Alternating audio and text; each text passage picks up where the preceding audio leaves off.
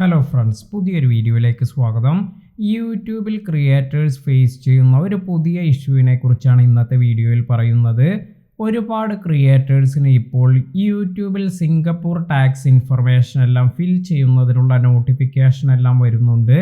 അപ്പോൾ ഇത്തരത്തിൽ വന്നവർ അവർക്ക് എങ്ങനെയാണ് ഇത് സോൾവ് ചെയ്യാൻ സാധിക്കുക, അതുപോലെ ഇത് ഫിൽ ചെയ്യേണ്ട ആവശ്യമുണ്ടോ, ഇതിനെക്കുറിച്ചെല്ലാമാണ് ഇന്നത്തെ വീഡിയോയിൽ പറയുന്നത്.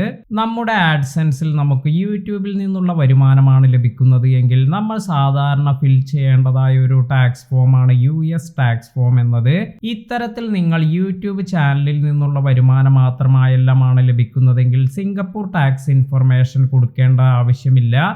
എന്നാൽ ഇത്തരത്തിൽ പലർക്കും ഈ ഒരു സിംഗപ്പൂർ ടാക്സ് ഇൻഫർമേഷൻ കൊടുക്കുന്നതിൻ്റെ നോട്ടിഫിക്കേഷൻ വരുന്നത് ഇത് എന്തുകൊണ്ടാണ് എന്ന് നോക്കാം.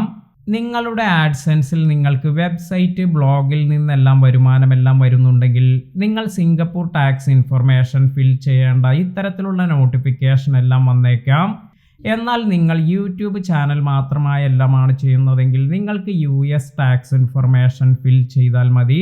എന്നാൽ ഇത്തരത്തിൽ യൂട്യൂബ് ചാനൽ മാത്രമുള്ളവർക്ക്, അതായത് ബ്ലോഗ് അല്ലെങ്കിൽ വെബ്സൈറ്റ് ഒന്നും യൂസ് ചെയ്യാത്തവർക്കും എന്തുകൊണ്ടാണ് ഇത്തരത്തിൽ സിംഗപ്പൂർ ടാക്സ് ഇൻഫർമേഷൻ എല്ലാം ഫിൽ ചെയ്യാനുള്ള നോട്ടിഫിക്കേഷൻ വരുന്നത് എന്ന് നോക്കാം. നിങ്ങൾ നിങ്ങളുടെ ആഡ്സെൻസിൽ ഇപ്രകാരം പേയ്മെൻറ്റ് അക്കൗണ്ട് എന്നത് ആഡ്സെൻസ് ഇന്ത്യ എന്നാണ് സെലക്ട് ചെയ്തിരിക്കുന്നത് എങ്കിൽ നിങ്ങൾക്ക് ഇവിടെ ഒരു ഡ്രോപ്പ് ഡൗൺ ലഭിക്കും.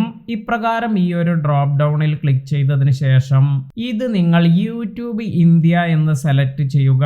ഇത്തരത്തിൽ യൂട്യൂബ് ഇന്ത്യ എന്ന് സെലക്ട് ചെയ്തവർക്ക് അവർക്ക് ഈ ഒരു സിംഗപ്പൂർ ടാക്സ് ഇൻഫർമേഷന്റെ നോട്ടിഫിക്കേഷൻ വരുന്നില്ല എന്നതാണ് ഇപ്പോൾ നമുക്ക് മനസ്സിലാക്കാൻ സാധിക്കുന്നത്.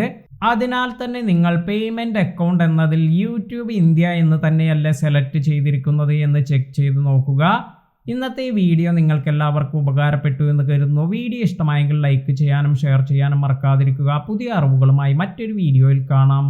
താങ്ക്